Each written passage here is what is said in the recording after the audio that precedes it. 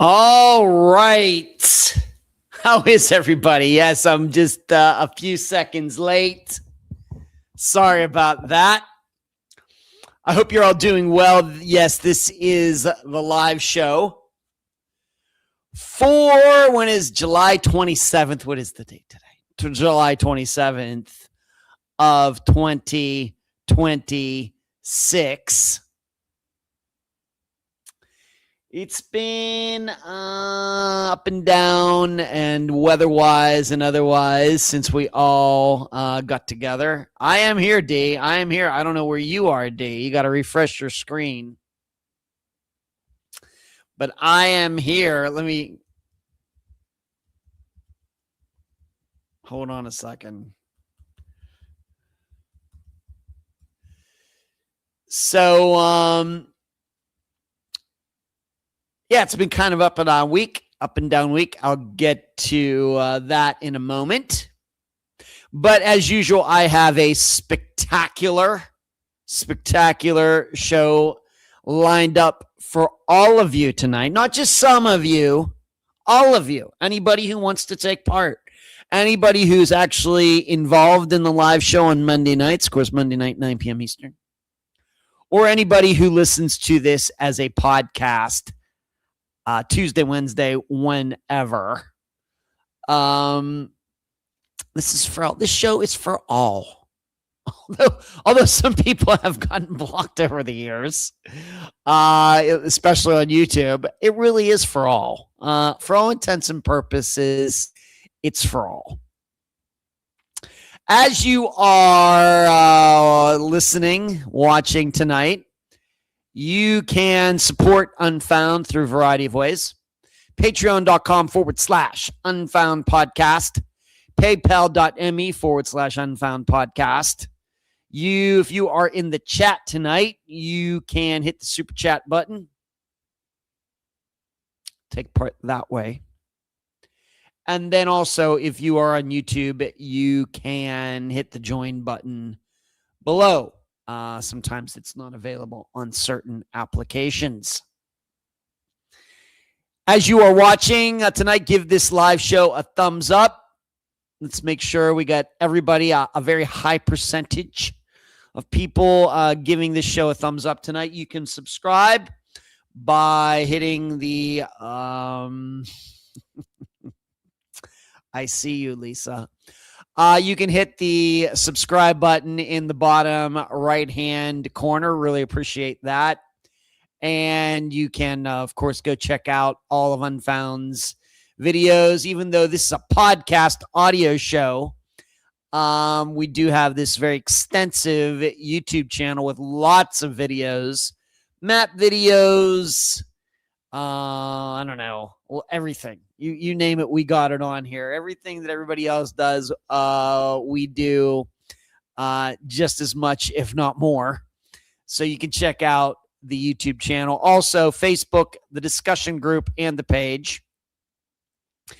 Instagram, follow us on there. Twitter, and the website, theunfoundpodcast.com.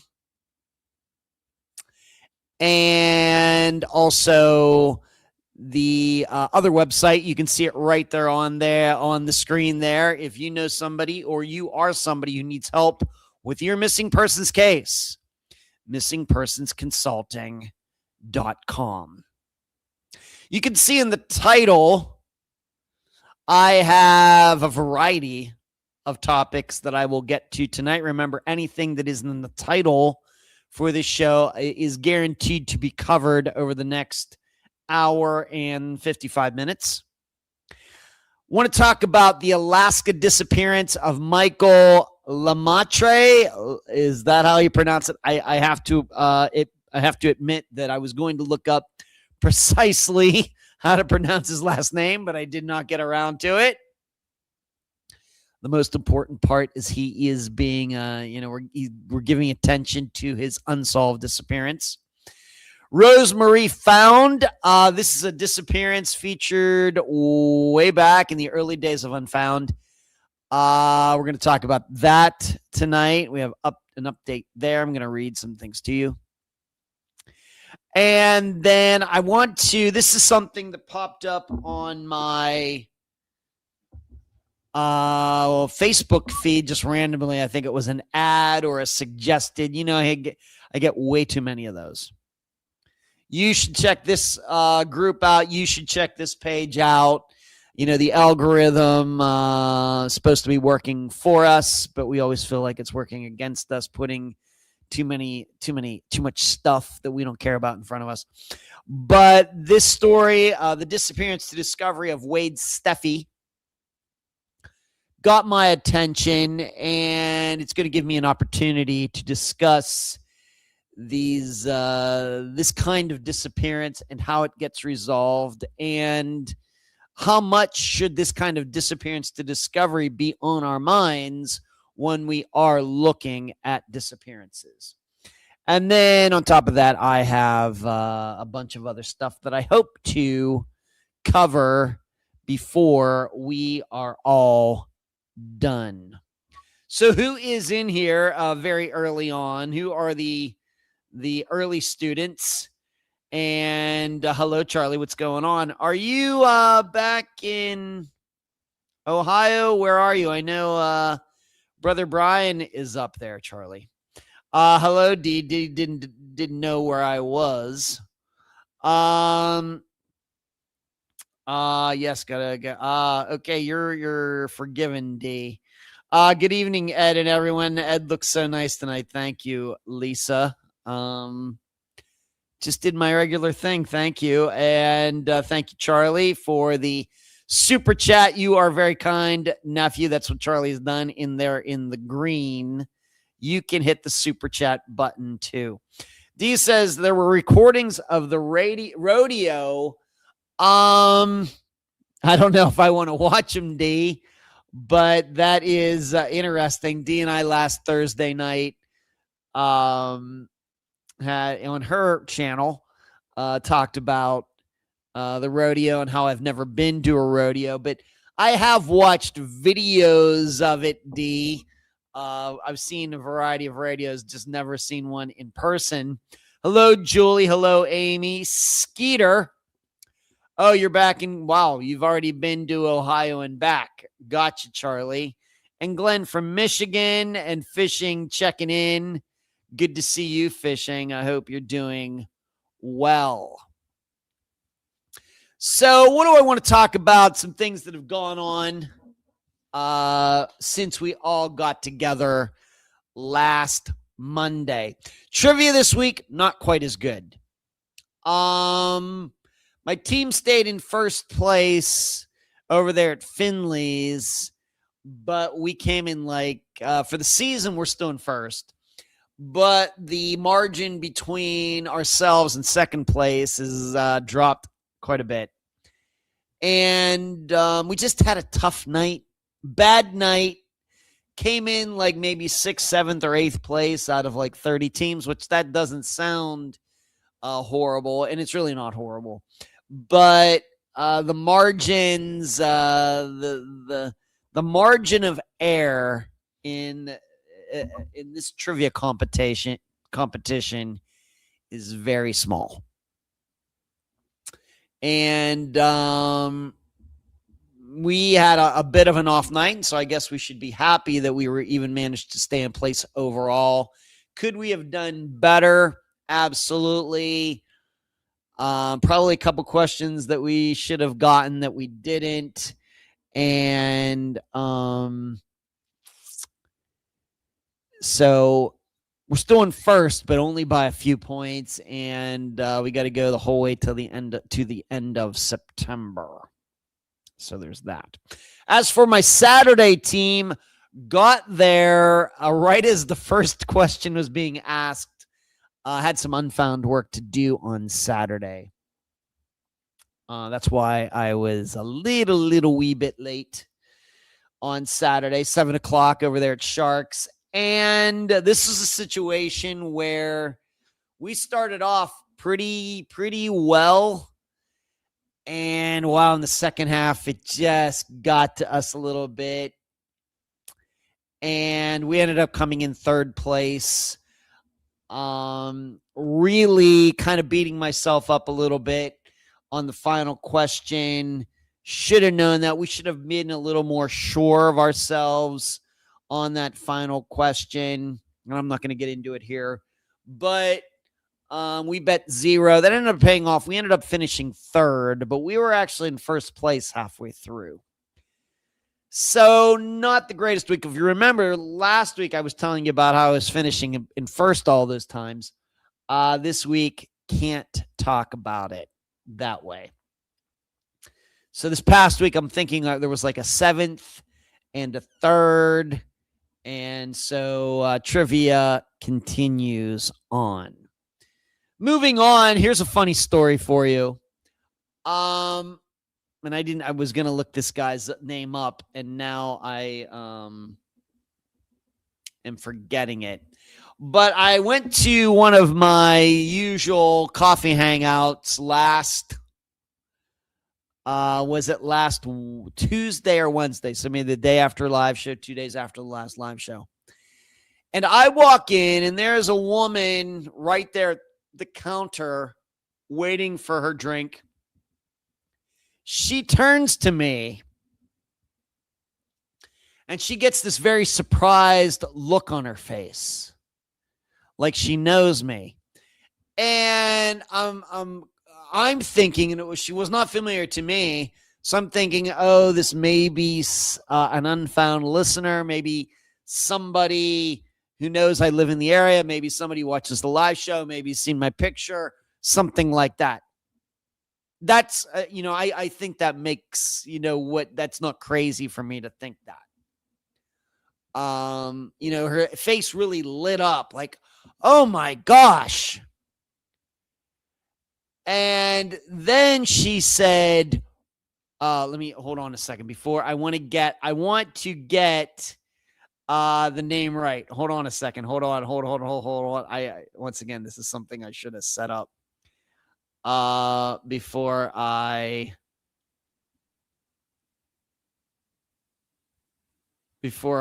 started talking about it. Whoops. What was this guy's name? No, not there, not that.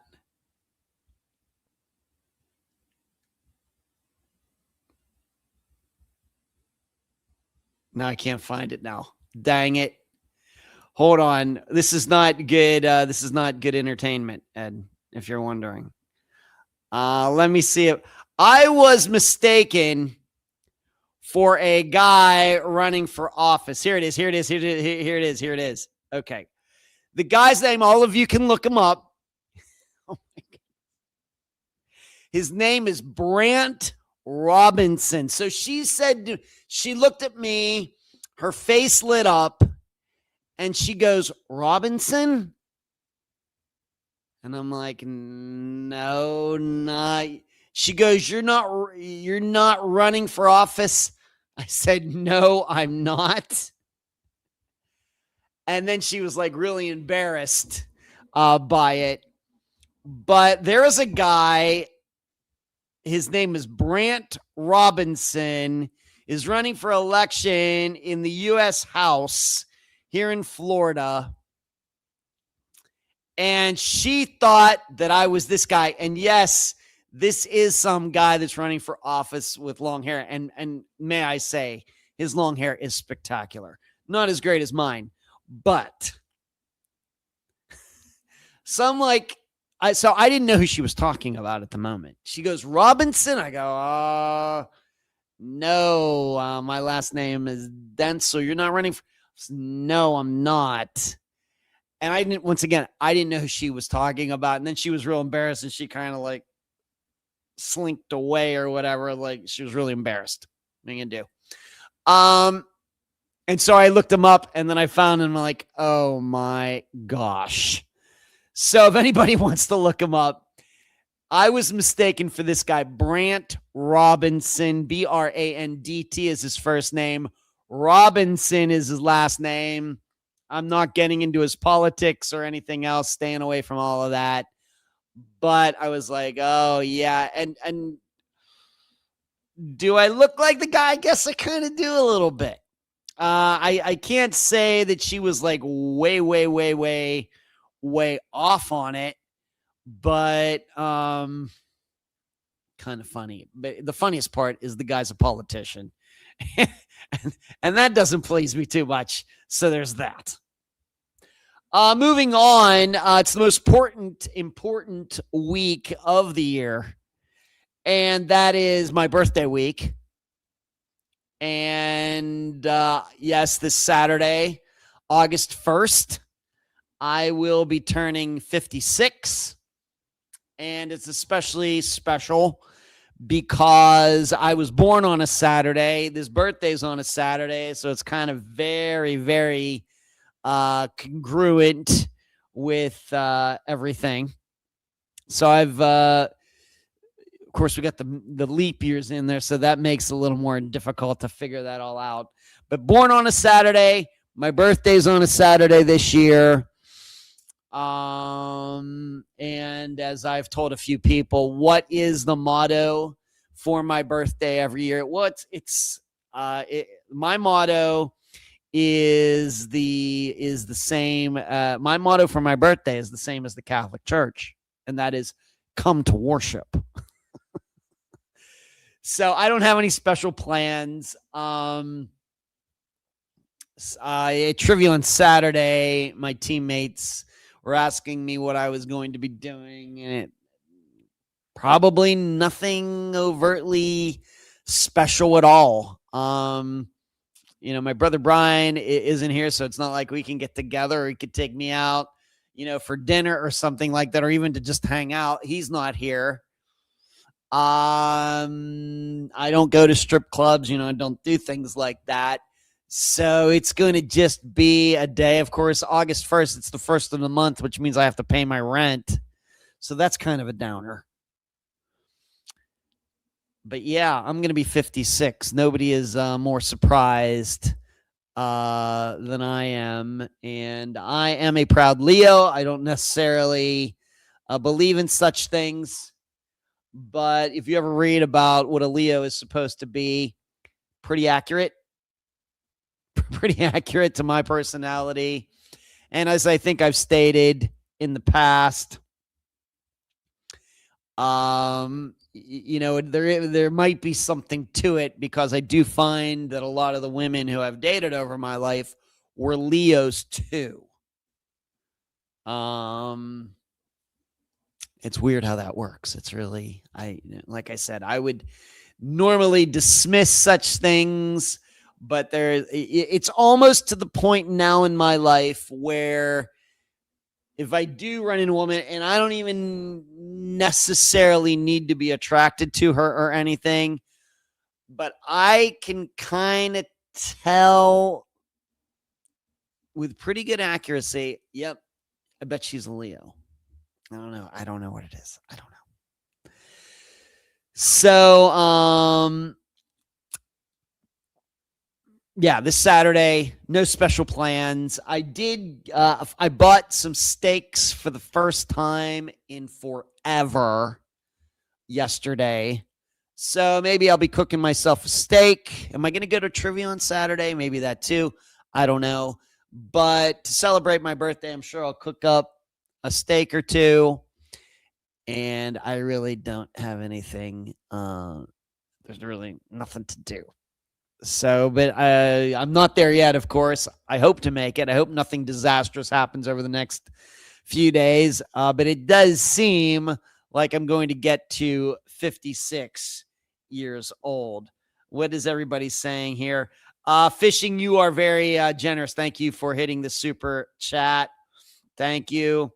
Amy obviously looked at the picture of Brant Robinson. I can see that. Yeah.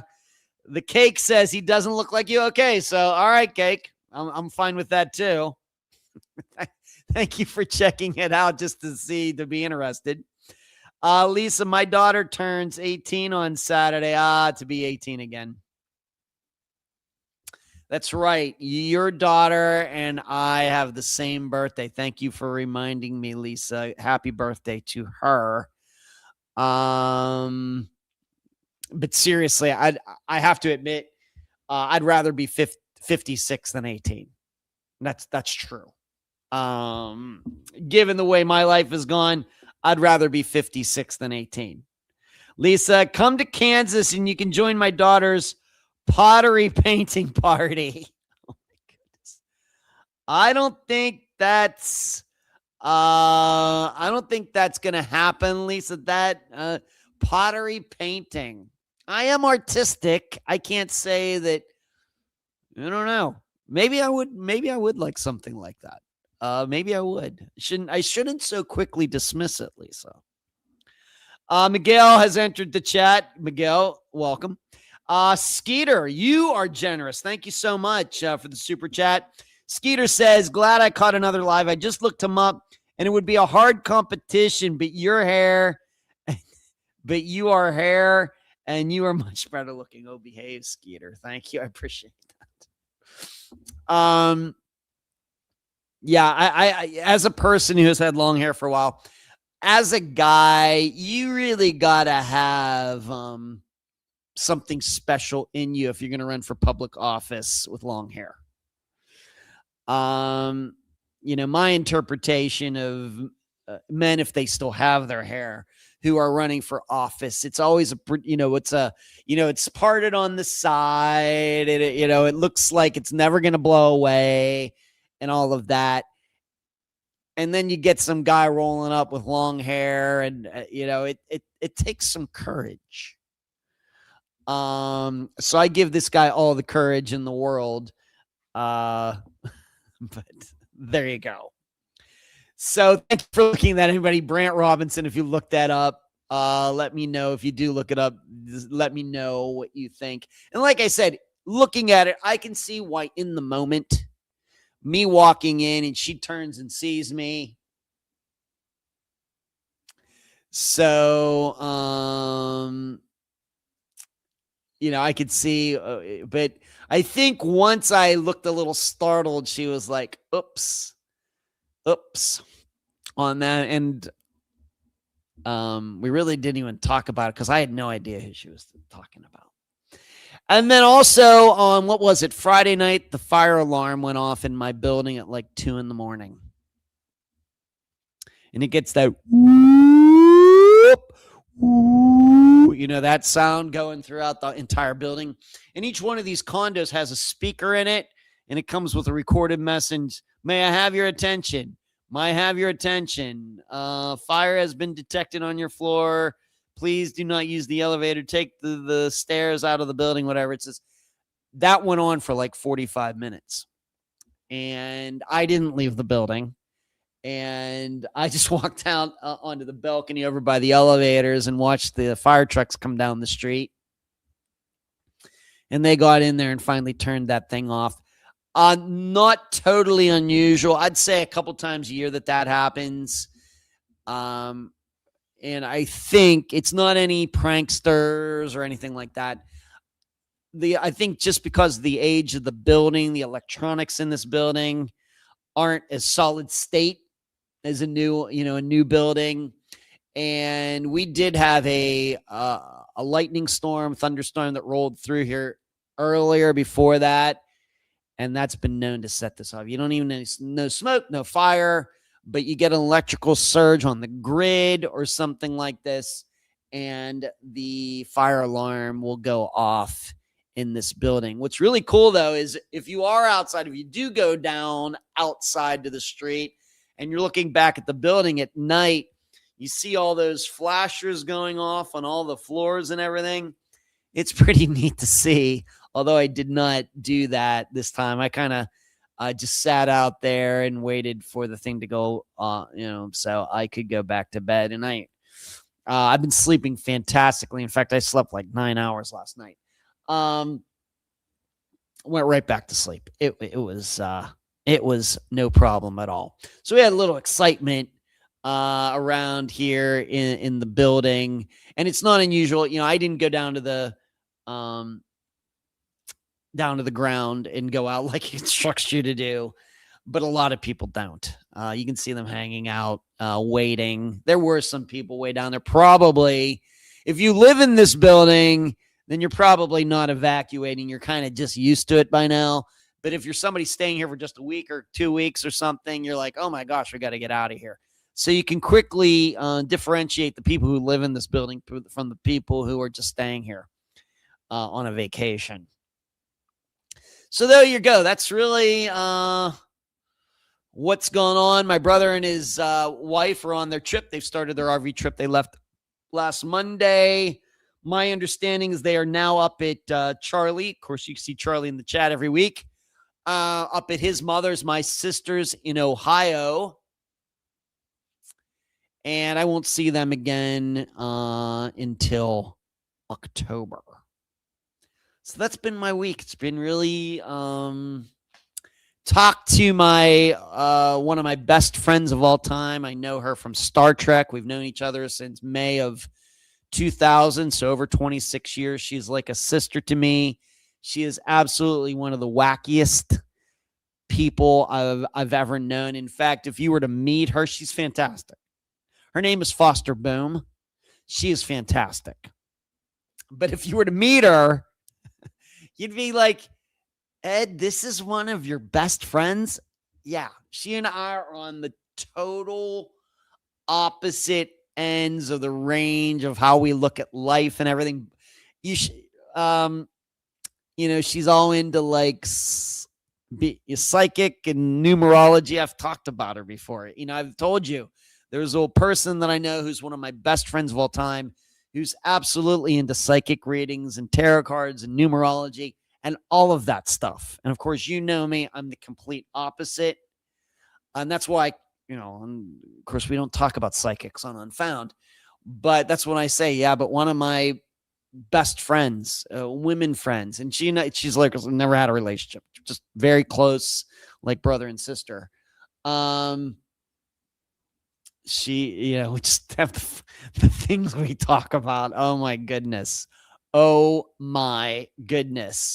I hadn't talked to her since like last year. So I got to talk to her on Saturday, and she is just fantastic. And yes, her real name is Foster Boom, Boom. Yes, really. So she's still in Vegas. I miss her a lot. I haven't seen her since I moved.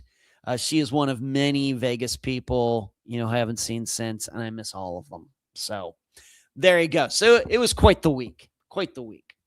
Yeah, thank you, D. So let's get to the true crime portion over the next hour and a half.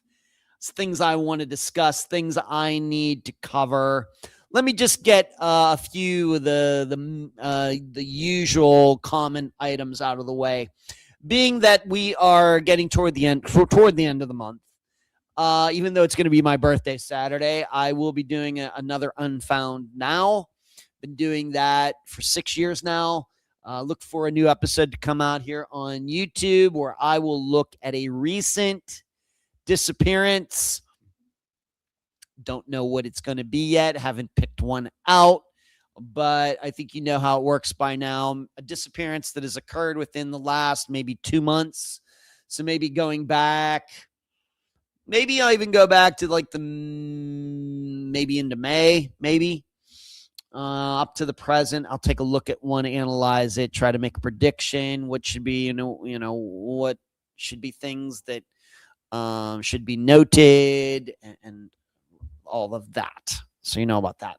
And then for all of you YouTube supporters, of course, to be a YouTube supporter, you have to hit the join button below. And then for all of the Patreon people at $5 a month and above, I do this Found series where I look at disappearances from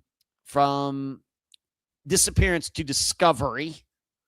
So disappearance that were actually solved one way or the other, no matter how long it took or how old the disappearance was. That's what I've been doing for a few years now. And I'll be doing one of those. Once again, haven't picked one out yet.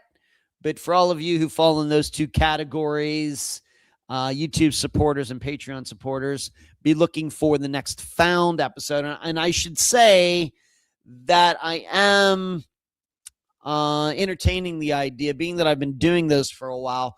I might actually make some of those public, maybe put them on the podcast feed, going back to where I started. I think the first one I did was, the first Found episode I ever did was Brandon Lawson. And then I did Elizabeth Smart, JC Dugard, to name a few. So I may make some of those, because they're just audio. I may make some of those public and put them on the podcast feed. It's an idea. I'm not committing to anything right at this moment, but it is an idea, because I started that series because, you cover so many unsolved disappearances for so many years. And it just occurred to me, well, maybe I should start looking at disappearances that actually have been solved. Of course, we've had some in Unfound's catalog that have been solved now. But all the ones that haven't been featured on Unfound and got solved before Unfound got started, how does that work? How did that happen? What can we learn from that? And that's why I started the Found series. But like I said, it's only available to certain groups. But I think I can make some of those old ones public now, because I've been doing that maybe for 4 years now. I think I started that in March of 2022, maybe. I know I started in March. Was it 2022, 2023, somewhere in there? So I think the general public might find those interesting. I mean, I did the Titanic, and it doesn't necessarily have to be, a person necessarily. Of course, we know people were on the Titanic, but I think you know what I mean. Doesn't have to be a disappearance like we feature on Unfound every week, is what I'm saying. So be looking for both the Unfound Now episode and a Found episode to be coming out. Also, I think I can say this, although I'm not going to talk about what he and I discussed. I actually spoke to Aaron from, he does 2 podcasts now, from Generation Y, and he's started his own podcast, Framed, again recently. And I actually talked to him on the phone today for about 45 minutes. I'm not going to get into what we discussed, but I think I maybe exchanged some emails with him some years ago, but I wanted to talk to him about something that he's doing caught my attention. And so we had a really good talk today, even though when we started out, I called him by the wrong name, which is the worst thing ever. And I apologize to him. I'm such a loon, but, and it's my fault, just my mind's in 1,000 different places, but talked to him, had a good talk with him. And, it was, we didn't even talk about this, but didn't even occur to me until late in the conversation that, oh yeah, he and I did that game show with John Lorden back when COVID started. All of you remember that? How many of you have actually watched it? Being that it's been a while, I actually posted it again in the discussion group on Facebook. So if you're not a member there, that's a good reason to join. You might remember right when COVID started, March of 2020, John Lorden on his channel started a way to raise money to buy food for people who are hurting because of the circumstances and everything. And he was getting hosts of different podcasts or YouTube channels to come on and play this game time, game show. And of course, I'm all about that. And Aaron and I were on the same show. We were competing against each other, along with 2 women who I think co-hosted a show. And I apologize, I can't remember what podcast it was. I don't even know if they're doing a show anymore. I don't know. No offense to them. Sorry. But I was like, oh, yeah, we did that game show together.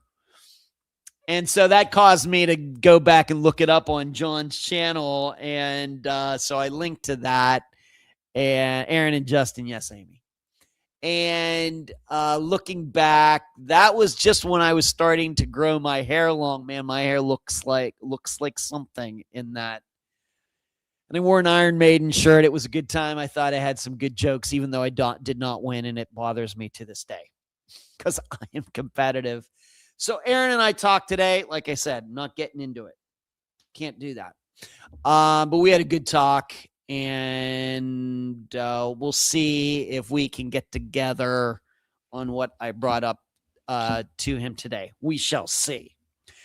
D says, I know I'm moving from Hawaii to Alaska, and there are a lot of missing people in Alaska, so it should be interesting. All right, you do what you got to do, D. You keep me informed, and just let me know what we're going to talk about Thursday night. You know me, I'll be prepared. Lisa, I love Gen Y. Jace, Justin, and Aaron are local to me. Yes, Missouri area. I knew that. Yeah, Aaron and Justin. That's right, Amy. So I talked to him today, and that was pretty neat. We talked about the topic that I wanted to talk about with him, and then we got into all sorts of different true crime stuff. But like I said, I'm just going to leave it at that.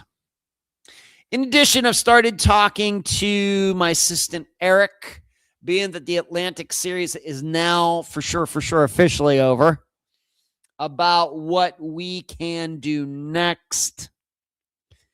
And there are a lot of possibilities. Certainly things that I think we can go in depth on. Groups of disappearances. I don't know if they're going to be, they may be grouped by geography or time frame or how they're alike in some way. You know, you just should know whatever it's going to be kind of like the Atlantic series, that these disappearances are going to be connected to each other somehow, or at least there's a perception that they're connected to each other somehow. And so get into this. I think overall with the Atlantic series, I think what we determined by really getting in depth with a lot of them, not all of them, but a lot of them, is that despite them all happening in the same kind of geographic area, compared to the size of the earth, that area is not that big off the coast of Florida, the Atlantic coast. But still, I don't think any of those disappearances are connected to each other. Although a lot of those people were very similar into running drugs, criminals, shady backgrounds, and all those things. It's hard to put them all together like one is connected to another, even if we were to think a few of them, for example, Teresa and Angela and the rest of them foul play. Even if you were to think about one of those other disappearances also being foul play, hard to connect all of it. Really, really difficult the way I see it. So that's what we'll try to get into again with whatever Eric and I, and I'm hoping that some of my other assistants, Cherie, Carrie, Emily, I've even, D's here in the chat. D, if you'd like to be involved in that, certainly let me know to do something like that. We'll just have to see. We got about 5 different choices that I've brought up to Eric, and they're quite diverse. So I'll let you know, but probably not going to get done this year. Probably start working on it this year. But we're going to get back to the bread and butter disappearances from all over the United States and elsewhere. Individuals or pairs going missing and looking at them, with, experienced eyes and ears, and not really knowing one way or the other whether it's really connected to anything else. We'll just go back to those solitary, standalone disappearances. Is there anything else going on with Unfound? Oh, yeah. My interview that I did, although it's weird how they do that. I did, and it ended up being that I live in this area, it ended up being on voyagetampa.com. if you want to check that out, my interview.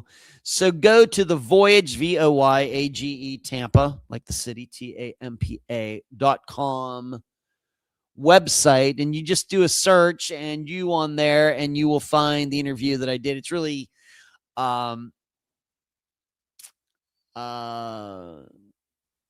unique or very quick how they do it. You say, yeah, they email you and ask you, hey, we're looking for podcasters, whatever. Would you like to be featured on the website? And I don't pass that stuff up. So you say yes, and then they send you like this questionnaire, and then you type out the answers. And it really, this time, concentrated on, some of the, one of the perils of podcasting, what is going on with podcasting the last few years for all podcasters, not just myself. But then also talking about missingpersonsconsulting.com. Really tried to hit that pretty hard in that interview, or whatever you want to call it. I never did actually talk to anybody. So there's that. D says, I told you last week. D, if you say so. That's fine. I just wanted to make sure that we got that out there. If I brought that up, then I probably did. Hello, Fire. That's Jenna. Hello, Jenna, Fire Country girl. Good to see you. Thanks for coming in and checking out the live show tonight. All right, let's talk about Rose Marie Gayhart. This is an episode. Let's see what number that was in Unfound's catalog. I need to look that up. Guest list. I'm looking this up on my other computer. That was episode, number 4. Number 4. The 4th disappearance Unfound has ever featured. The missing person has been found. If you're wondering what how it started out, Susie Lyle, Jason Jolkowski, Jesse Foster, then Rose Marie Gayhart, and then Ben Charles Padilla. Of course, he went missing on the Boeing 727 over there in Africa. But those were the first 5. Rose Marie Gayhart, her remains, or at least part of her remains, have been found. I'm going to read this to you now. More than 40 years after Rose Marie Gayhart went missing from Cape Coral, Florida, been there, her remains have been identified. The Cape Coral Police Department issued a news release on July 24th, stating that remains found in a canal in northeast Cape Coral in May of 2024 have been identified as the 23-year-old last seen alive outside a diner in Cape Coral, Florida on March 21st, 1985. So 41 years ago. Dateline featured Rose's story in its Cold Case Spotlight series in March of 2021. Unfound featured her in October of 2016. She would never just take off and never contact us. Rose's sister, Laurie, told Dateline in 2021. Laurie was also Unfound's guest. We were best friends. She would have reached out. For more than 40 years, Rose Marie Gayhart's family has carried the weight of not knowing what happened to her. While this identification brings long-awaited answers, it also strengthens our resolve. That resolve is now to find out what happened to Rose all those years ago and who was responsible.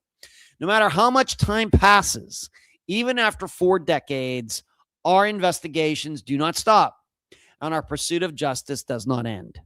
Sizemore, who is the police chief in Cape Coral, said, "This is now considered an active homicide investigation, and we are committed to following every lead. Anyone with information that could help solve Rose's case is asked to call the Cape Coral Police Department in Florida at 239-574-3223. So, what exactly are we talking about here? Well, the remains were discovered by accident.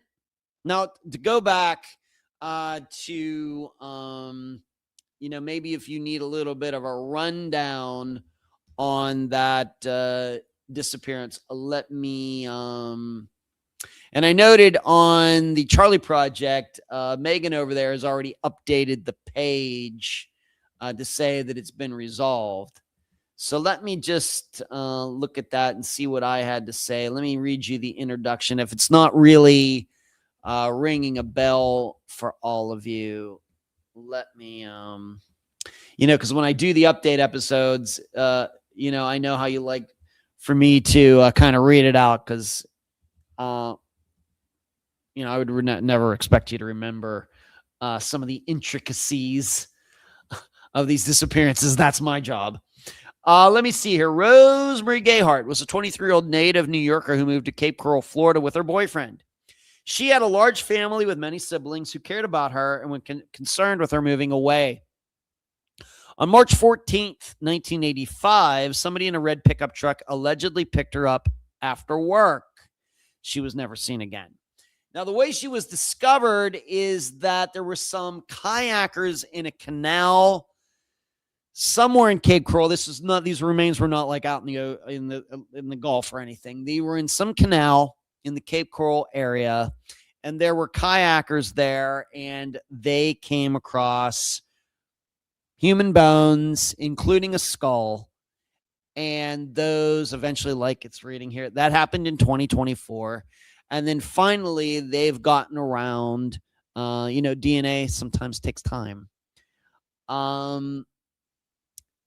It was determined to be Rose Marie Gayhart. Now, what are we supposed to think about this? Now, I've not gone back yet to see is this a murder? I guess it is. What did I predict at the time? Whatever prediction I made would have been very, very early on in my prediction experience. So I would not be surprised if I got it wrong. If that turns out to be true, I will let you know. If it turns out that I got it right, of course, I'll let you know. But if you were to go back and listen to that interview, you do know that her sister was very suspicious of the boyfriend. Makes all this sense in the world. If we want to common sense, of course, this should not lead us anywhere. But we know percentage wise, that's usually a good choice. And you might remember also that the boyfriend ended up moving back to New York, and Laurie talked about seeing him all the time and being very suspicious of him. I cannot blame her. But it seems, though, that if this is foul play, that the man in Rose's life doesn't seem to be the number one suspect now. Instead, the name that has popped up is a guy who I guess is a serial killer. I've not done, gone and really, really looked him up to see everything that he's done. But his name is Roland Davis, Roland, and then Davis, Davis. And there seems to be a belief that he could have been the one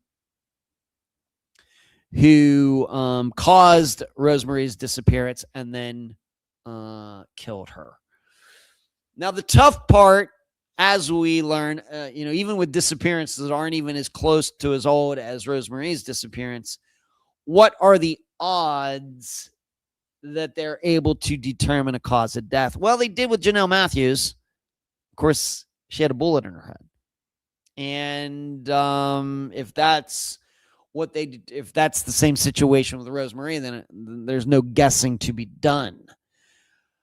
But if the mode of death, if it were a murder, is anything else, could be difficult. If she were stabbed to death, you have to hope that the knife hit some bones or something, and there's no guarantee of that. And if she was strangled, I realize, what is this bone in the neck gets broken? Well, if they found that bone, remember, this is 40 some years ago, and it seems like the bones were sitting on, in this canal, maybe since the day she went missing. what are the odds that all of her bones are going to be there? I don't know what the percentage is. For example, with Tom Brown, we know that it was 35% of his remains were found, like most of the upper half of his body, like I guess from the ribs up, but middle of the spine, legs, everything down, still missing to this day.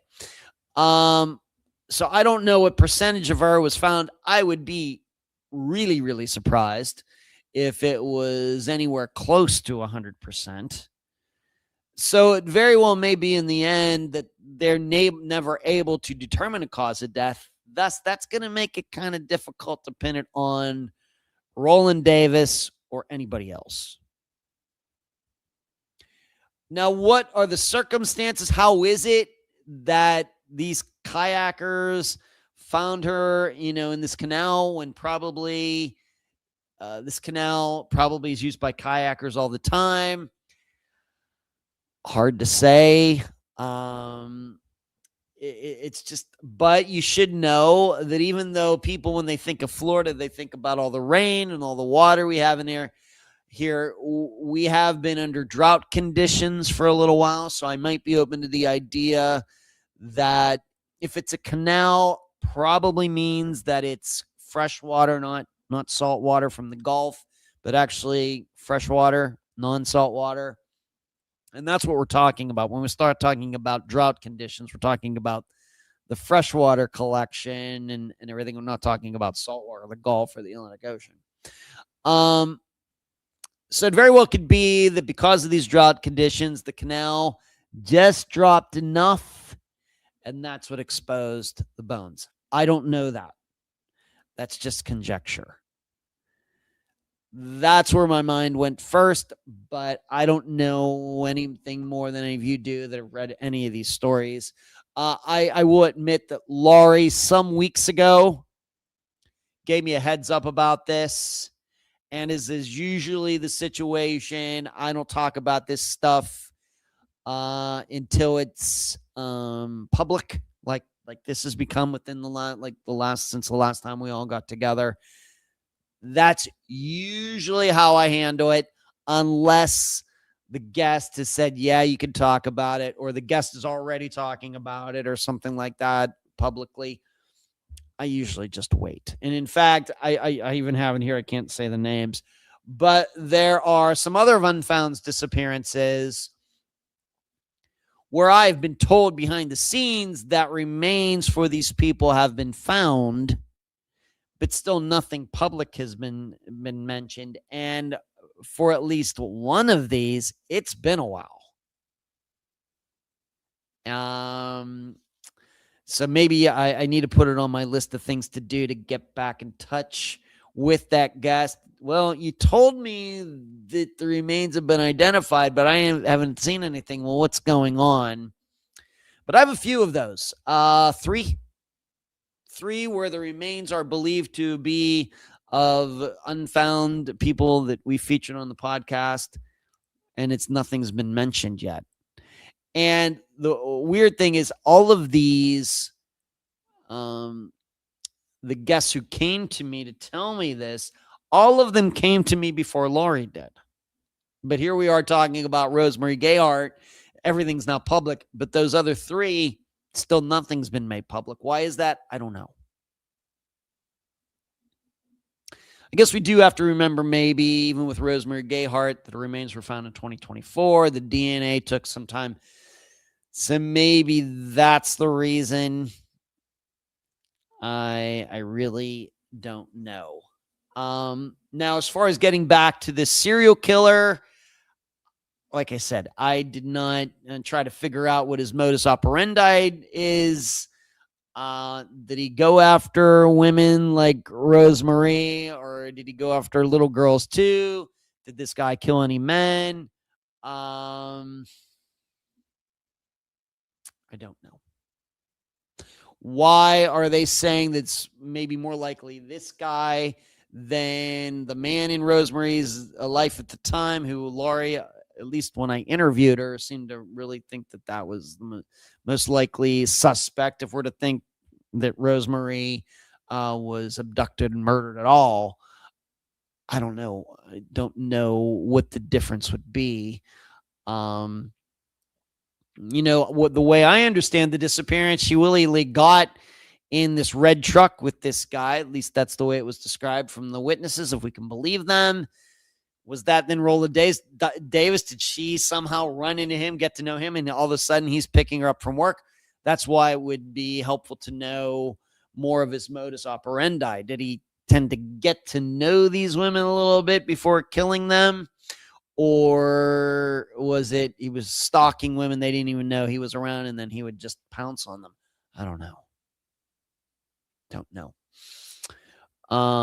If there were other bodies that were found that Roland Davis, these people were murdered by him, were they put in canals, or were they put in the same area near where Rose Marie is? This are all questions I don't know. I'm not saying the information's not out there, just did not have time to put it all together for tonight. So Rose Marie Gayhart remains found in a canal in the Cape Coral, Florida area. If you're wondering where that is, that's like south of me, at least a couple hours. Like I said, I've been there. Maybe playing disc golf, maybe. And kind of not far from where I got my car, actually. And discovered by accident. I don't think this area had any reason to be searched over the years. And I can only guess that the remains were finally found now because of the water maybe being a little lower due to drought conditions we've had for a little while here in Florida. It took some time for the remains to be identified. Now, if you're going to ask me, is it possible that this is not foul play and Rose Marie just walked off? I'd have to go in the direction, well, where was she living at the time? Did she live near this canal? I'd have to go off in a totally different direction. We'd never want to jump to any conclusions. Although I will say, probably going to be difficult to show that she was actually murdered unless it was something that's really, really obvious, like a bullet hole in her skull or something. So even if no, it's as is the case every time. It's bittersweet. We're trying to find these people. Family's trying to find these people. The police are trying to find these people, and you really, really, really want to do it, and then you succeed, and it's like, dang, we succeeded. So, but I give all the credit to these kayakers who had their eyes peeled, and thankful to them for being out there. It's just luck. No different than how many hunters have come across remains. But thank you for being out there and being aware and not so caught up in your own little world and being you're observant. Thank you for that. Fire Country Girl asks, what are the odds of any of her remains being there for that long with weather and everything down there? It's not, I don't find it to be that crazy. I think what you have to understand when I start talking about canals, these canals, like, for example, my brother and his wife, where they used to live over in Largo, there was a canal across the street behind the houses across the street. And they knew people across the street, and I was over at their houses and I could see the canals. The canals really don't have, any current. It's kind of stagnant water, and you will see scum on top of them and everything. You shouldn't think of the canals like tributaries of a river. They're not. So that's why they are so sensitive to the water table and drought conditions, because it's really just a lake.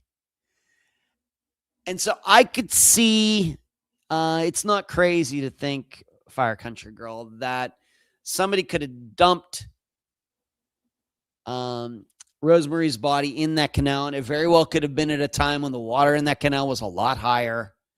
And then over the years, the water, like this year, is down more than usual. There's nothing about it. It's certainly conceivable to me that her body could have been there the whole time. Yeah. Now, if we're talking about a river with a current and all of that, then my mind probably says no. But with canals here in Florida, if this canal is like the ones I know up here in Pinellas County, then absolutely a body could be dropped in one of these canals. And if it goes to the bottom, yeah, it could be there that long. D asks, well, Ed, I was told Sebastian Rogers was found that it was back in March, still nothing. Yeah, well, I don't know what to think of that, D. That's something, I think that's something that's a little bit different. Molly and Colt for me. Yeah, Molly and Colt. Of course, they've been identified. It does seem, though, that came out fairly quickly, though, D. But we still don't have causes of death. Of course, their disappearances are much newer. And we, of course, we've heard about the fire damage that have been to their bodies, but it sounded to me like that was just regular brush fires that went through the area through the years. Oklahoma known for that. I don't think anybody should go in a direction of, well, somebody was trying to burn the bones. So, all right. So Rose Marie Gayhart, she's been found. She's deceased. Thinkings are tending to go in the direction that this was foul play, that she was dumped there by someone, and this Roland Davis name has popped up. But I think that they'll probably have a difficult time proving that. But if her family wants to believe that she was murdered by Roland or anybody, fine by me. I'm not, fine by me. And that's probably is most likely. Did this canal have any significance to her? What was her mental state? It was so long ago. There may not be answers to those questions. I don't know. I probably somewhere was told where she lived at the time. Maybe in my notes, which I have not looked up. I surely have them somewhere on one of these computers or one of my external hard drives. I don't know where she lived at the time. Might mean something. And I don't remember her having any mental health issues or anything. That's does not pop up to me. Certainly could be wrong. But when I think about Rose Marie's disappearance now, that's not something that comes to mind. What I thought was, yes, she was working at this place. She got in a red truck with somebody. There were multiple people who saw her do this. Although they couldn't remember what the guy looked like. And then the guy that she was with ended up moving back to New York or wherever. And her sister Laurie was suspicious of him for obvious reasons. Within all of that, I don't remember anything about foul play. Although I might remember that the Rose Marie and the guy were living with his mother. Maybe something like that. But that's all I have for you, Fire Country Girl. All right, moving on. I want to talk about Wade Steffey. I'm going to have to pull out my tablet right here for this. As I stated earlier, this is a something that came up. It was History of the World was the page or whatever. I don't know. You get all these weird things on Facebook. Hey, go to this place, follow this page and everything. And this popped up. And I remember this. I don't remember the name, but I remember the circumstance. I remember the university. And this gives me an opportunity to comment on what happened here and then to take a look at some other disappearances that had very unusual resolutions. And, what are we supposed to think about all of this? All right, so I'm going to read this. I'm going to be looking over it to my left. Instead, I'm going to be looking at my tablet. And this was written, you want to go read it for yourself, get on Facebook, go to the History of the World page. Yeah, that's the name of it. On January 13th, 2007, 19-year-old Purdue University freshman Wade Steffey, Steffey, left a fraternity party and headed back toward Owen Hall. I guess that's where his room was. He had left his jacket inside a friend's room earlier that night. It was cold, rainy, and dark. Around 12:30 a.m., Witnesses saw a young man believed to be Wade outside Owen Hall, trying to get inside. One resident said he appeared intoxicated and refused to let him enter through the controlled door. Phone records showed that Wade made several short calls around that time, including calls to friends and to people he seemed to be asking for help getting into the building. Then he vanished. For more than 2 months, his family, police, students, volunteers, and search teams looked for him. The campus was searched repeatedly. Flyers went up, leads were followed. His disappearance became one of the most frightening mysteries at Purdue. But the answer was tragically close. On March 19th, it went from January 13th to March 19th, so just over 2 months. Wade's body was discovered inside the electrical vault at Owen Hall, the same dorm where he had been trying to get inside that night. A maintenance worker investigating a strange sound led authorities to the locked high voltage area. The official report later concluded that Wade entered the vault through an exterior door on the north side of the building. That door was not meant for residents or public access. But investigators found it was likely not properly secured in a way that would have prevented someone from entering. Inside the vault were high voltage transformers. Investigators concluded that Wade got behind one of them and was electrocuted when his left ring finger entered a recessed exposed conductor. His death was ruled accidental. What makes the case so heartbreaking is how close he had been all along. So they were within feet of him when they were looking for him for those 2 months. People searched for him across campus, yet he was inside a dangerous utility space connected to the very building where he was last seen. During an earlier search, staff opened an interior door, looked into the room, and noticed nothing unusual, but they did not enter the vault. Wade's story is a tragic reminder of how one confused moment can become fatal. A missing coat, a locked dorm door, a rainy night, a utility door that should not have been accessible, and a student who disappeared only steps from the place everyone was searching. For 2 months, his family lived with the agony of not knowing. And you should know, it did look up on newspapers.com. His family did end up suing Purdue University because of this door would be accessed, and I did not see what the result of that was. Sounds to me like they could make an argument for that, and it very well could be that Purdue paid them just to, kind of die everything back down. Schools don't need attention like this. But I think also, on the other hand, that if Wade is sober, this probably does not happen. So he's stumbling around, trying to get back in, finds a door, might have thought that it was actually a door that actually did lead inside to a hallway, to an elevator or something, gets in there, the lights are out or whatever, he's rummaging around and, puts his hand in the wrong spot. And, although it's certainly an unusual type of disappearance, when it comes to electrical stuff like this is fairly well known. This is, even you're talking, of course, this is 20 years ago, which really, of course, 21st century, somewhat technologically advanced.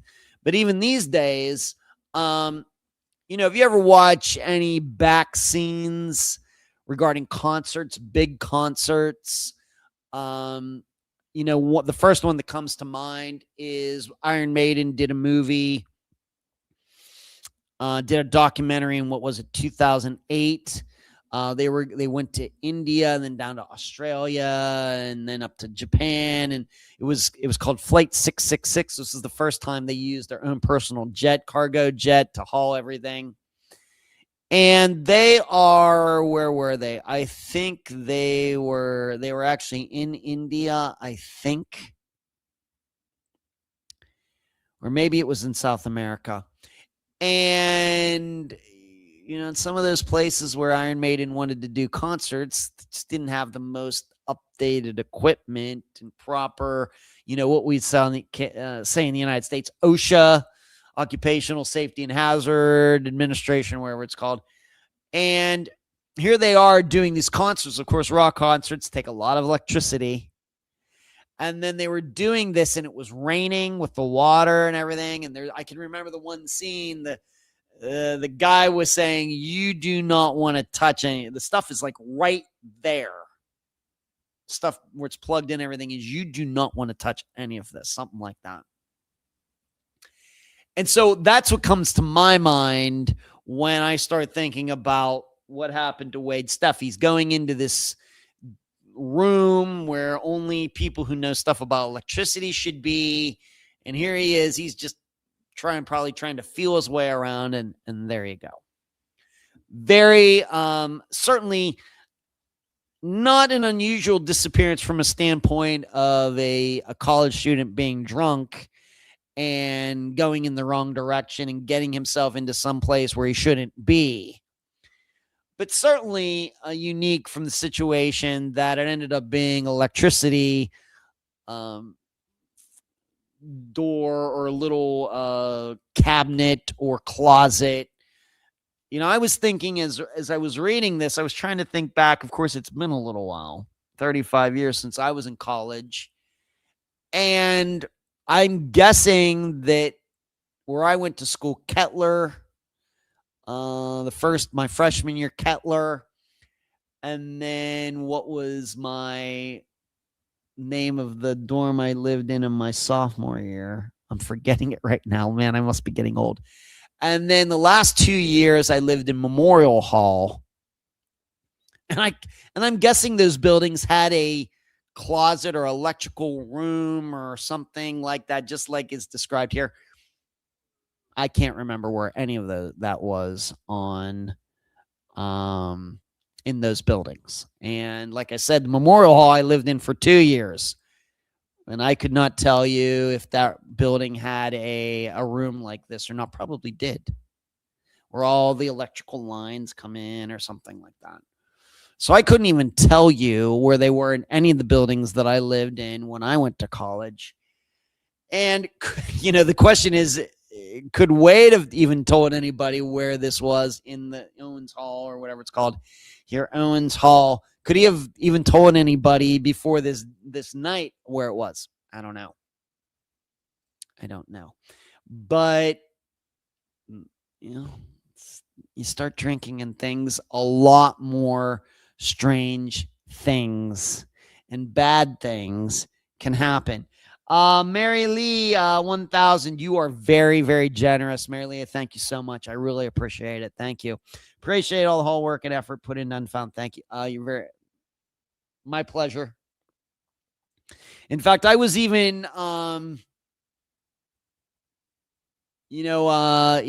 you, Mary Lee. And it does cause me to pause here for a moment, that just recently, in talking to assistant Eric, it just kind of came up in my mind, probably because like Powerball and Mega Millions, if you don't know, are getting up to some big numbers. I think Powerball is up to 600 million.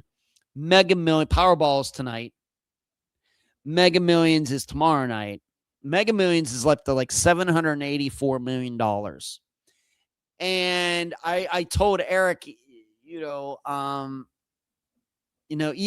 if I hit it, the podcast and all the missing persons work is going to continue.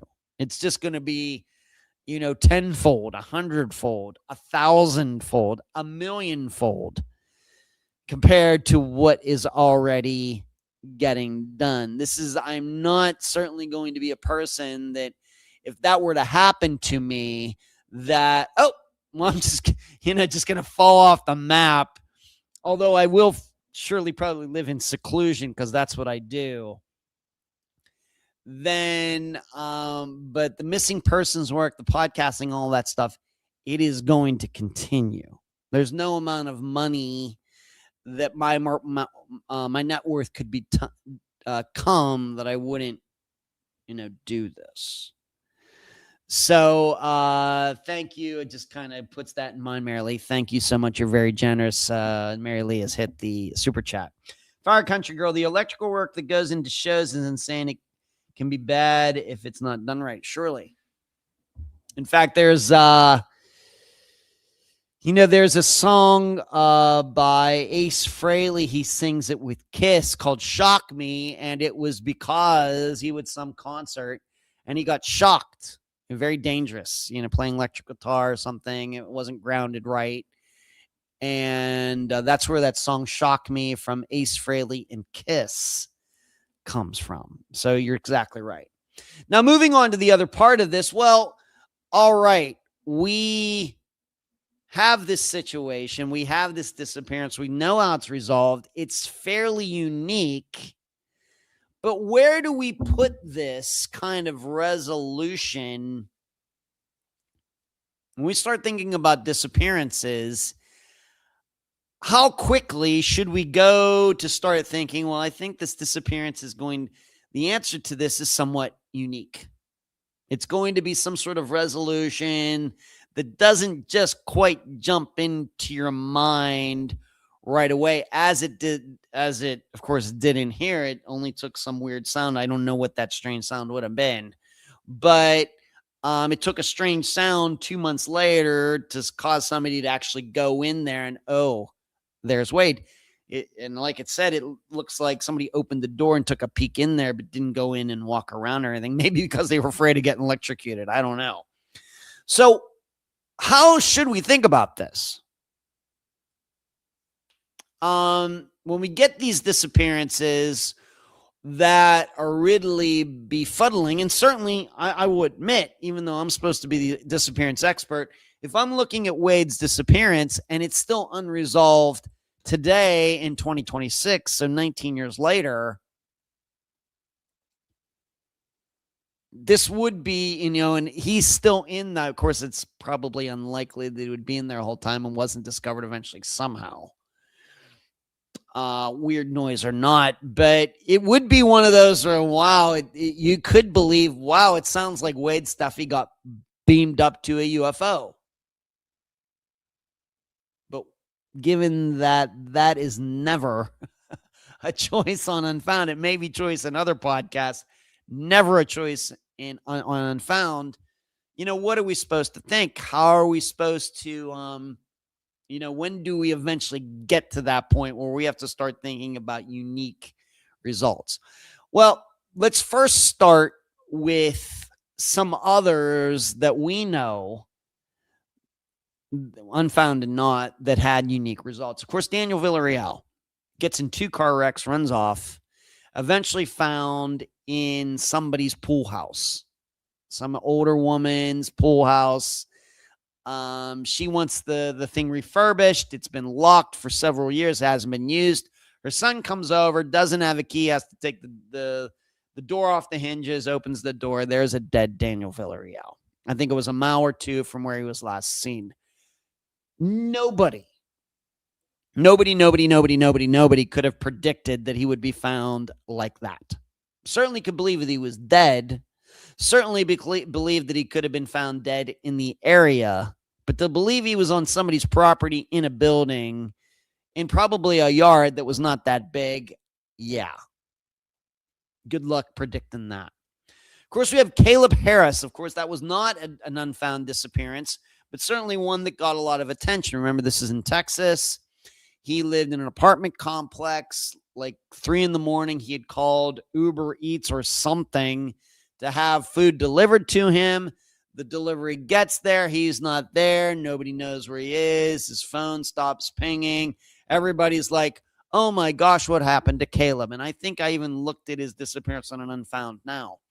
And I made the prediction that it was not foul play and that he would be found in the area, although I certainly could not have predicted where he was eventually found.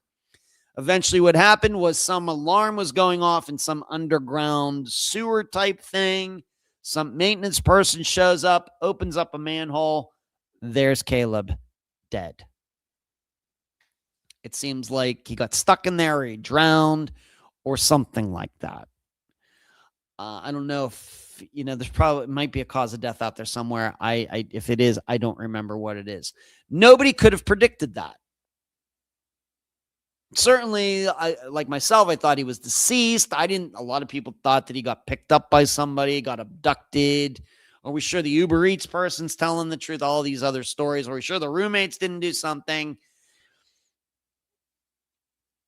But certainly I never thought it was foul play, and it didn't end up being foul play. Maybe there's some people still holding out for that.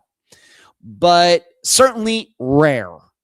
Guy calls to have food delivered, and then later, for some reason, he ends up in that sewer. I'm guessing this all had to do with drugs or something. My guess. But what else are we supposed to think? So that's a unique one. You might remember a Found episode for all of you YouTube and Patreon supporters. Larry Eli Murillo Mancada. He was a guy, he'd worked at a grocery store or something, had some maybe drug issues, but mental health issues, and then he went missing.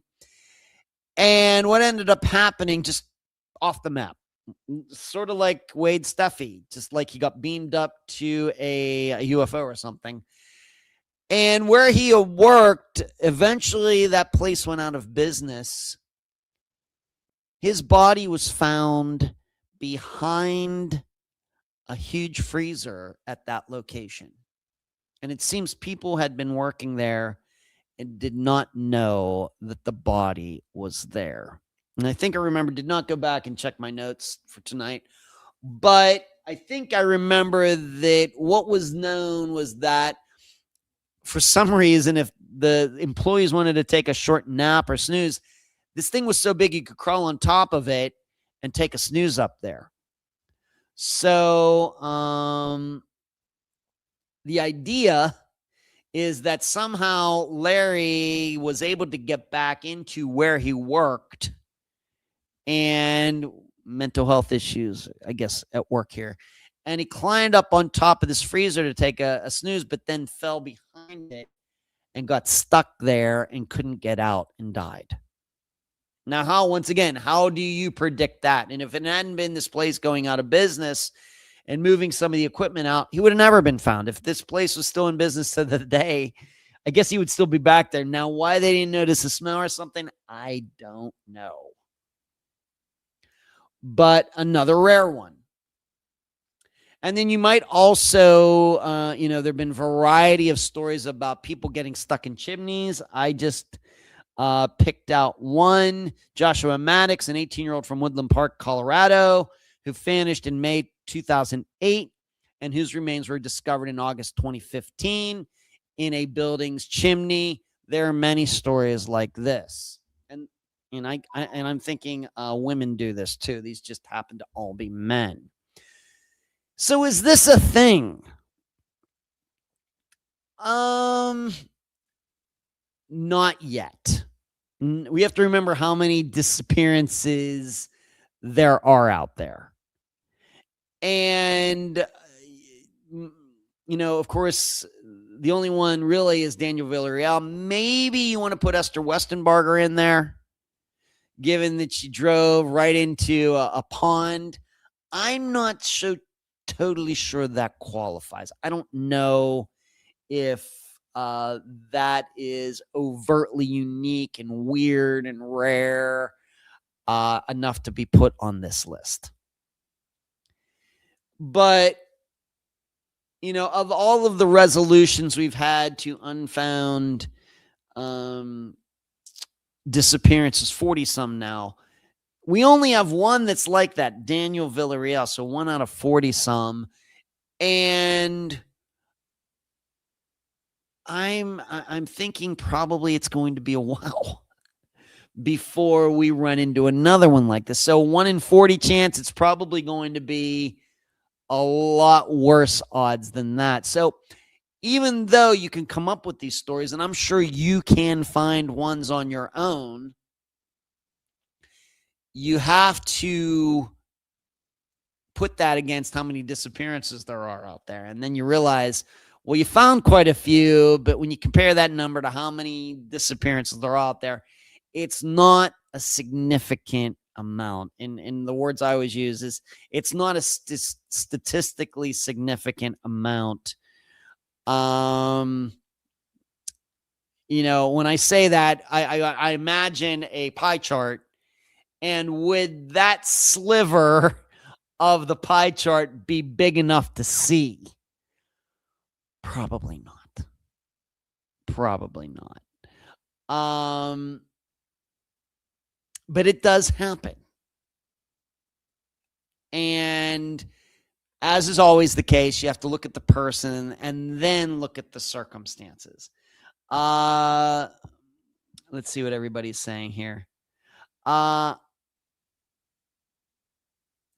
tragic accident. I would love, I can't even imagine what that would be like. Yeah. D, well, that's like Nolan Wells, the young man who went missing in Mississippi on the 4th. He was found that week. And D says there was a kid who did that in 2019, went into a chimney. Hello, Rockford. Bowman is in the conversation. No. Oh, and good evening. Good evening to you, Rockford.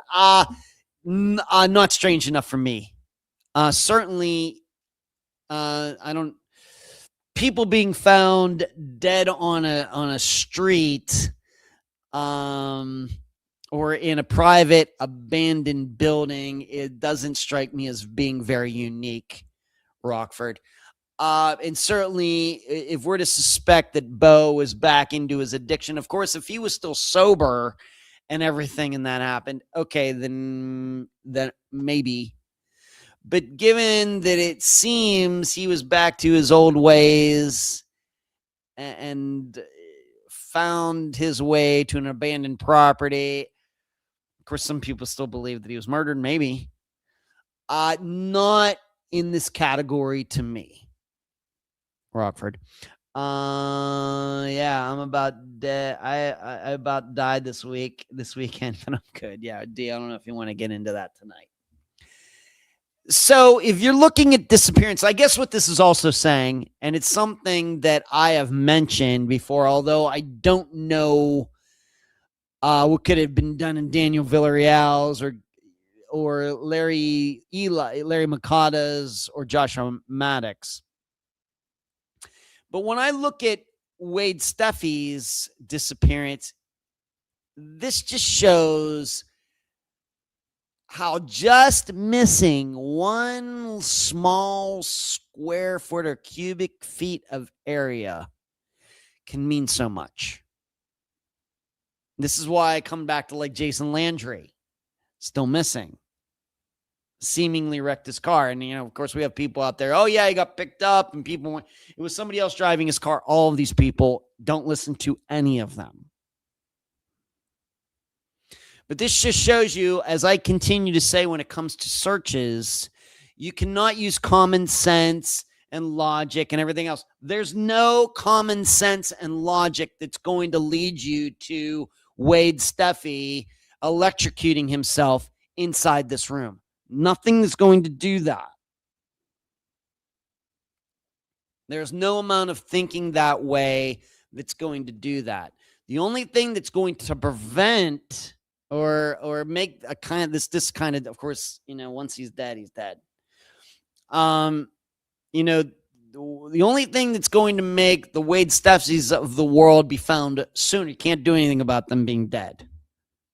But them being found sooner is by overturning, I hope it's a horrible cliche, overturning every single rock. And if you're not willing to go out and search that way, it's probably not worth doing it. Because we can't always rely on, of course, a strange sound coming from this room. We can't always rely on somebody wanting their pool house refurbished. We can't always rely on some warning being set off in some underground sewer system like with Caleb Harris. We can't always rely on a store going out of business and a big piece of equipment being moved. And I forget what Joshua Maddox always eventually found there. But we can't rely on these things. Although, like I said, I don't know if you could ever get to the point of with Daniel Villarreal and Larry and everything. But I think you know what I'm saying here. You hear a lot about, oh man, these searches were so complete. I think we've done enough work on Unfound to know that is very, very subjective, to the point where we have with Wade Steffey, he was found within a few yards of where he was last seen. Still couldn't be found. It was an accident. If that, if the strange sound doesn't happen, I don't even know what that means, like I said. But if that strange sound doesn't happen, he would have been probably missing for a lot longer. I'm thinking eventually somebody goes in there for just cleaning reasons, or maybe there's some permits that have to be done once a year. Things have to be checked, just like elevators have to be licensed so many months or years or whatever. Same way with this. Hey, we got to check this out. And he would have been found, strange sound or not. But it doesn't have to be like this. As I was listening this past week, I was listening to the interview that I did on Jason Blair's show last year when we were talking about Native American disappearances. And I just came right out and said it, I think in part 2, the police are liars. They say we've done everything to find this person. And then scuba companies come along and dive into the nearest river or lake. And guess what they find? The car with a missing person in it. So this is the best example of we've done everything. We've searched everywhere.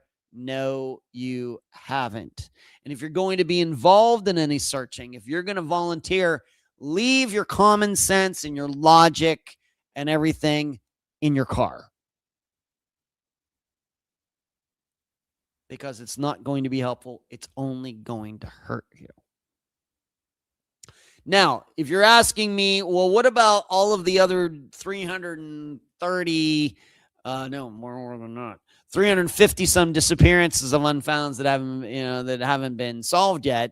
Do I think that any of them are going to fall into this category where, yep, the person is in some location that there's just no way, necessarily kind of it's going to be a weird place that you find that person? Yeah. But if it's more than 2, I will be surprised. And however, I may be surprised in other ways. For example, somebody ends up being alive that I don't think is alive. Like Brandon Roberts. I didn't think he was still alive. He was alive. Patrick Reed. I didn't think he was alive. He ended up being alive. So I might be surprised this way. But when it's actually people who are deceased and they end up being found in, let's just say, unique places, it's going to happen. But like I said, if it's more than 2 over the next 10 years, I'll be a little surprised. I'll be surprised. All right, let's move on to what is going to be the final topic. Michael LeMaitre. And some of you, I think I've mentioned his disappearance before, but I'm gonna analyze it as I've been doing for the last couple of years. I'm gonna do a look at his disappearance, and from a standpoint of if I were in a consultation with members of his family. And like I said, I meant to look up how to pronounce his last name. Did not get that done, so I apologize if I'm getting it wrong. Michael LeMaitre, LeMaitre. The last time Peggy LeMaitre saw her husband, by the way, his disappearance is not on the Charlie Project. The last time the wife of Michael saw him was on July 4th of 2012. It was a simple send-off at the starting line of Seward's storied Mount Marathon race. I basically said, I love you and have a good race. Michael was running 65 years old, was running the rugged 4th of July race for the first time. He disappeared on the mountain in cold rain and dense fog, touching off a large search that turned up only a few items, a glove and water bottle, as was previously reported by KTUU, but no trace of him. Peggy said she and her family were never informed of any items being found. 14 years later, Alaska State Troopers still list him as being missing. So this is an article that was written fairly recently. The 98th running of the historic Mount Marathon race will be held Saturday in Seward, so just this past July 4th. Often called the toughest 5K race in the world. So it's only 5K, and if you're wondering how far that is, it's like 3.2 miles or something like that. Not far. In fact, it is a shorter race than my walk to where I get my car worked. And I've told you I've dropped my car off and I've walked home. That's like 4.2 miles. That distance is short. It's not far. And the event holds up to 30,000 spectators to watch competitors climb 3,000 feet up the Seward Mountain, before a steep fast descent back to town. A first Mount Marathon and a day of worsening worry. Peggy said her husband had wanted to run Mount Marathon for years, a bucket list goal for him. She described as a guy who's constantly on the move. He was incredibly adventurous. Race day brought some of the worst conditions longtime participants could remember, with low visibility on the steep slopes above town. When runners began returning and Michael did not, Peggy said she started searching for information on her own, first asking another participant whether anyone was still behind him, then checking with race staff. There was one guy that kind of came through the bushes, and I said to him, "Is there anyone behind you?" And he said, "Yeah, I think there's another person up there." At the finish area, she said officials could not tell her whether he had come down. They had no way of tracking. There were no electronic devices. They couldn't tell me if he came down or not. Peggy said she waited at the base and called for her husband, then urged hikers heading up to keep an eye out. I was at the bottom of the mountain. I'm yelling at the top of my young lungs for Michael. As the evening wore on, she said she contacted a race official who told her to call back later if Michael had still not returned. When it began to get dark, he still was not down. She said emergency responders began mobilizing search efforts. The searchers worked in difficult weather and poor visibility. Volunteer teams and dogs joined efforts along with helicopter support as responders scoured steep terrain near the race route and areas beyond it. She said she heard far-fetched rumors over the years, including claims he fled the country, but none have produced evidence. I have his wallet. I have his driver's license. I have his passport. I have everything here, she said. Family members have wrestled with different possibilities, including whether he strayed from the course and ended up near a waterfall. But she said the absence of remains or clothing has left the family in limbo. Months after his disappearance, LeMaitre, or Peggy, said she went through a presumptive death court process that she described as emotionally draining and necessary for legal and financial matters. You can't do anything until you have that death certificate, she said. Even now, the idea of closure remains out of reach without a discovery. There's never going to be any closure until they find something. Peggy said you always have your hope up and never forget. And race leaders have made safety changes in the years since Michael's disappearance amid broader concerns about accounting for runners across the steep, braided routes people can take up and down the mountain. Matthias Sari, the race director since 2019, said the two changes in particular are now standard. One is a sweeping operation to ensure someone follows behind the final participants. The other was a requirement that rookies complete the full course before race day and sign a statement to receive their bib. So it's like your number. Peggy said she still believes tracking and accountability matter and that weather should be a factor in whether the race proceeds. If they don't have electronic trackers, they should. And also, I think if the weather conditions are horrid, they should cancel the race. So this is a disappearance I think might be the most well-known disappearance of a regular person in Alaska.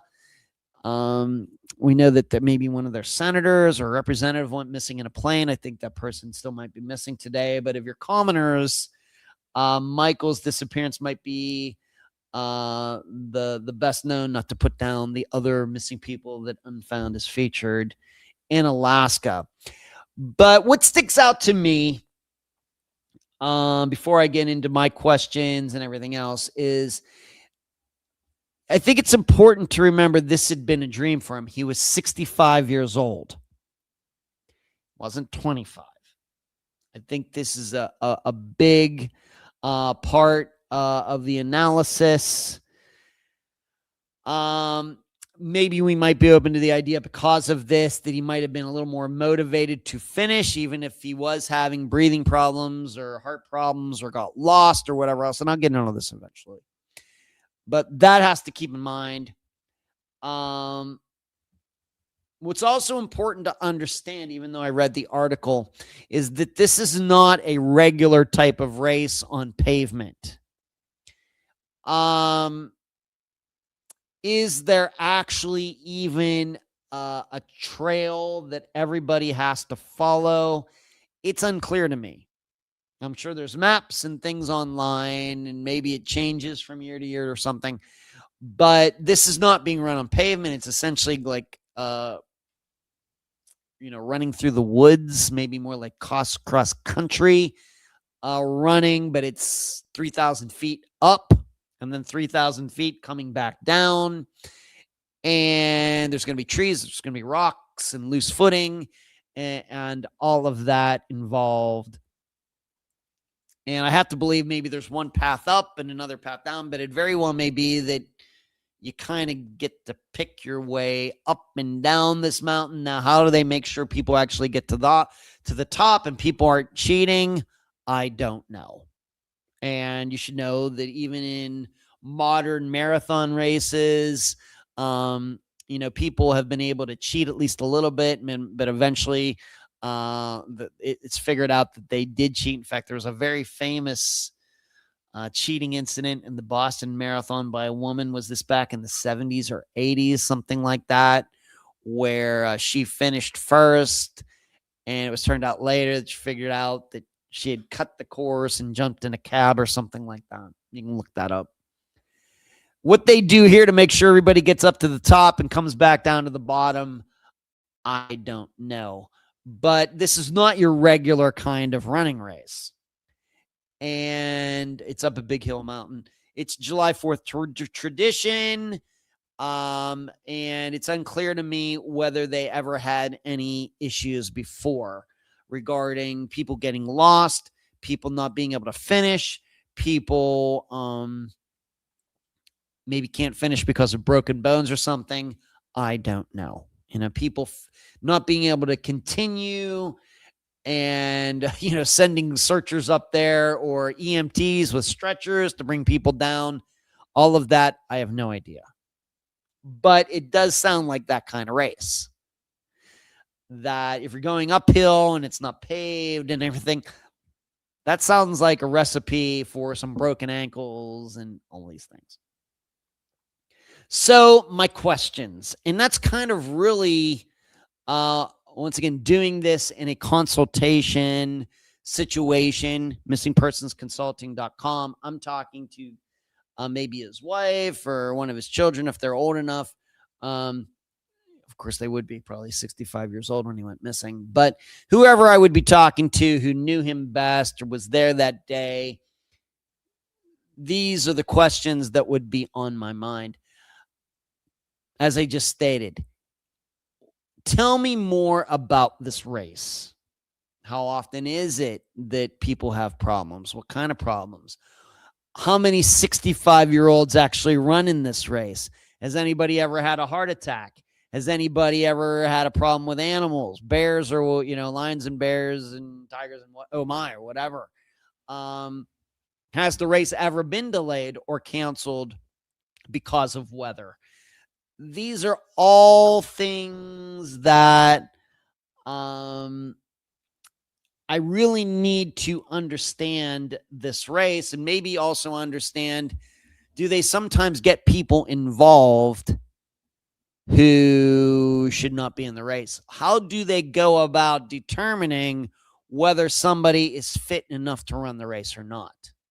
This isn't some walkathon. This isn't like walking for breast cancer awareness, like a 2K or something like that. Everybody shows up and puts their ribbons on and walks, for an hour or something. This is not that. So how unusual is it for a 65-year-old to take part, especially for the first time? There's that. I want to know, what do the runners have to say? Not just about that day. Of course, that would be very important. It does seem like they did talk to some of them. And if we believe one, yeah, I did see somebody who was behind me. Eyewitness accounts, take them for what they're worth. But I would want to talk to runners who have taken part in this race. I'd want to know what they have to say just about the race in general. And certainly people who have done this race many times, and give me a lay of the land. How easy is it to get lost? The first time you ran it, were you confused? Have you ever heard about anybody being confused as far as the route and everything? That would be helpful. I also want to know any way for a runner to come down the mountain without being seen. I realize that his wife rejects the idea that he would ever run off and move to another country. Well, you're just going to have to explain to me the geography of all of this. Now, of course, I'm guessing nobody has ever, unless Michael did it, but anybody else has attempted to go up and then kind of stealthily come back down or anything. We don't have any other missing persons cases from this race. But just to throw that idea around, anybody who's participated, well, could you come down the mountain without being seen by anybody? I'm just asking, just saying. I brought up animals, but what do they do about animals? I'm in Florida, and certainly if we were going to have a similar type of situation here in Florida, something that might be similar might be a race in a canal. Now, alligators live in the canals in Florida. In fact, going back to Rose Marie Gayhart, are we sure that she just wasn't walking along the canal and got attacked? That happens. That's happening all the time all over Florida, both of people and their dogs and other creatures. But what do they do about animals? This is Alaska. Do they check the course? Is there any way to keep any wildlife out of there, any dangerous wildlife? Maybe this is an area of Alaska where you have to worry about that. What do I know? But are animals a concern? Has anybody ever seen a bear or a moose or a mountain lion or something during one of these events? How is the race marked? Hello, Maureen. What's going on? Nothing. I don't know what you're answering there, Maureen. How is the race marked? How is the trail marked? It seems that Michael did not run this race or go through, just walk the course before. And it does seem now they make people do that. New people do that. It seems like back then you could just show up. But I would want to hear from his wife or somebody who would be in the know. Well, did he go over there? Did he voice any concern? Man, I hope I don't get lost or anything. I might, how was it marked? I have it written. Did Michael practice the course beforehand? Was it permitted? I'm guessing it was permitted. I just don't think that he did it, but I'd want to know more about that. Also want to know, given that Michael was so pumped about this, really, how did his wife and others feel about him doing this? Did he really practice for this? Did he really put a lot of time into this? I hate running. In fact, I will say the only time you're ever going to catch me running is if somebody's chasing me. I go down and get my steps done on the treadmill every day, 7,500 steps for an hour. But that's only at like a 3.9 pace with a 3-degree angle, upward angle. I think that burns like 450 calories or something. I'm just trying to get some steps in. I'm not trying to set any records. But what was his family's attitude? Did they think that he could actually finish this race? Were they worried about it? What was his health condition? Was he overweight? I mean, did he really take this seriously? Or was this really just a bucket list so he could say he did it? And what was missing from all of this, that of course they say that his wallet, his phone, or wallet and his passport and everything. Well, what about his phone? Do people run with their phones?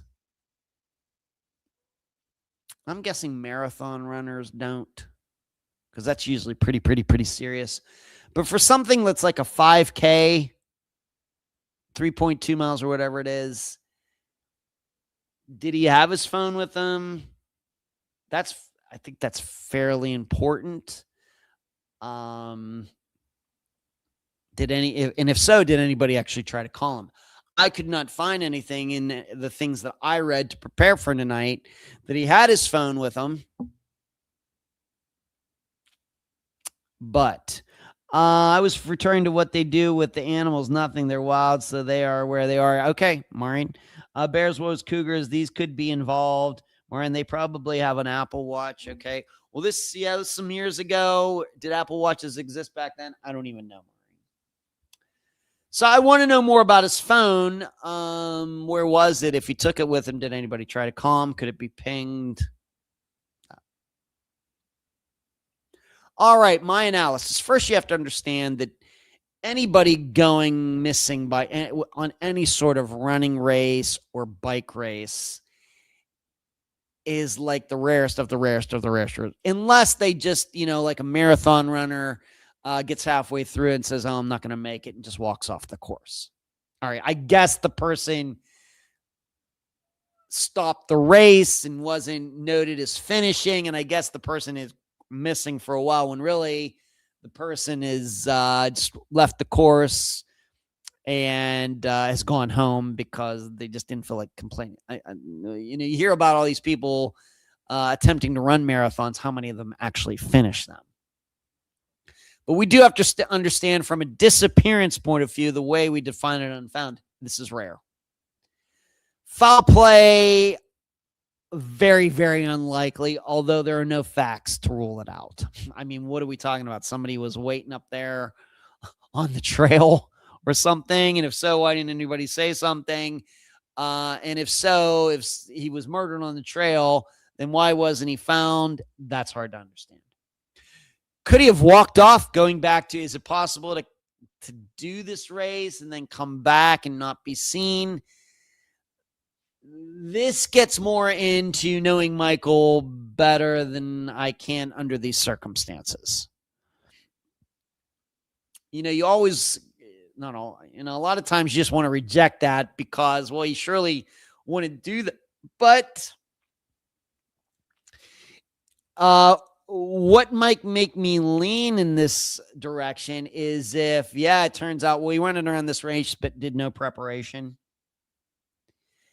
He was all on wanting to run this race, but maybe he was acting a little shady about it, about when he was going to be back. And if he was ever asked, well, what happens if you get stuck up there, and he kind of just, ignores the question or something. Certainly there is some behavior that Michael could have displayed before the race started that could make me think that this could be a walk-off. I think it's unlikely still, but certainly a walk-off is more likely than foul play, the way I look at it. Of course, you don't need to be a disappearance expert to just default to the idea that, okay, well, he got up there and had a heart attack and the search was not successful, just like it wasn't for Wade Steffey and a lot of other disappearances that have been featured on the podcast, on this live show, on and on and on and on about how searches aren't successful. Of course, the problem is this is not that long of a course. It's probably, a marked course. Yes, there's trees and everything else, but we also have to remember this race has been run every year since then, and still nobody's come across his remains. This isn't like getting back to Rose Marie Gayhart, where she's in a canal. I mean, how many people really kayak in the canal? I don't know. And we know that water can cover up bodies that are in them. Well, how are we to explain this? It's hard to understand. All these years of the race being done there, nobody's run across, forgive the pun, nobody's run across anything. This is difficult to explain. Have all these people going over the same, but I would have to know more about the track and everything else to really, really nail that down. But it certainly sticks out in my mind. Every year I have the same people going there. And if he got lost, are we then to say he got lost in a way that nobody has ever got lost since? It seems unlikely. Fire at this point, no, I can't run. My knees say, yeah. Okay. This is another one of those, why can't they find him? Why can't they find him? And I have, as I sit here as a disappearance expert, I have no good answer to that. If he died, if he had a heart attack and collapsed on the course, I don't have an answer for you. I don't. In contrast to maybe somebody that we believe walked off into the woods due to a mental health issue. Well, they don't have to follow a particular path, and probably it's a lot more wooded than this would be. Of course, they're wanting people to run through this. So it's kind of cleared out some. I don't have a good answer for you. The only thing I can think is he just got off the course enough. He dies. And then speaking of the animals, they came in pretty quickly. But on the other hand, if they went out and searched for him as soon as they realized he wasn't around, I mean, animals got to him that fast and no remains, nothing, no blood or anything. It's hard to understand. But my experience tells me when people go out like this, they look in all the places that are safe. It does sound to me like this is a race where there are some unsafe places. And surely searchers don't want to go out looking for somebody and then they go missing themselves or they get killed or something. There are limits to all of this.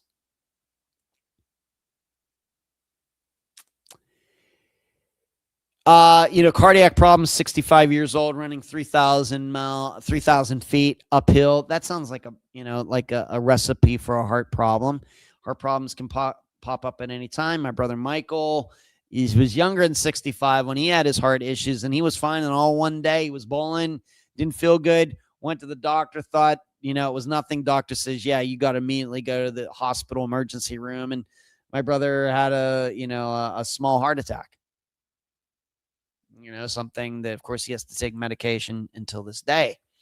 Things can pop up out of nowhere. And if he was a guy that really never kept, himself in decent shape, and all of a sudden he wants to run this, that's when it happens. It is tough to understand how no runner saw him, but if he was last, he's gets behind real fast, and then he's still going up and they're going down. Maybe that explains it. Where my mind goes, so what is my analysis, being that we're about done here? I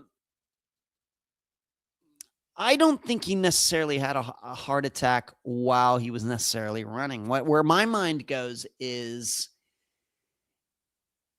was he running? Was he going up there trying to do his best, and he was feeling sick, didn't know that it was a heart attack situation, as a lot of people sometimes don't. Comes on and maybe indigestion or something. And he goes, oh, I have to throw up. And so he voluntarily leaves the course, knows what he's doing, leaves the course to throw up or whatever, and just simply walks off into an area. Of course, it was foggy and everything. And was there a cliff nearby or something like that? I don't think this is a situation where he had a heart attack, collapses right on the track, and then animals get to him before the searchers get there. That did not happen.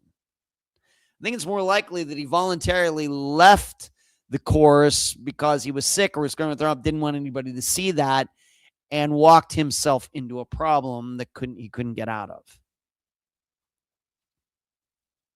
And it's in a spot that nobody thinks to look because maybe it's dangerous, but also because none of those people have that kind of experience. They're probably thinking we're going to look on the race course and that's it.